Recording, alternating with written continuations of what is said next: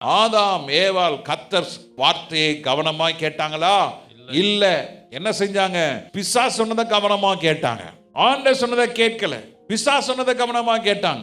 வா பார், புசி, குடு, எல்லாம் கரெக்டா செஞ்சான் ஏவாள். நடந்தது என்ன? they lost the garden of eden. அது மாதிரி தேவ ஜனமே, ஆண்டவர் சொன்னதை கீழ்ப்படியலன்னா ஆண்டவர் ஆயத்தம் பண்ணின அந்த வாசஸ்தலத்துக்குள்ள என்ன செய்ய முடியாது? போக முடியாது.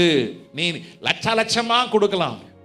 நீ சபையில தப்பா நினைச்சாலும் பரவாயில்ல, கோயர்ல உட்காந்து நீங்க பாட்டு பாடலாம், கீபோர்டு வாசிக்கலாம், என்ன போல நீங்க பிரசங்கம் பண்ணலாம், ஜெபம் நடத்தலாம், எல்லாம் பண்ணலாம். ஆனா தேவன் சொன்னதை கேட்காத பட்சத்திலே சுயமாய் செய்த அத்தனைத்தையும் தேவன் நியாய தீர்ப்பில் கொண்டு வந்து நிறுத்தி, கர்த்தர் தான் கட்டின வீட்டுக்குள்ள என்ன செய்ய மாட்டாரு?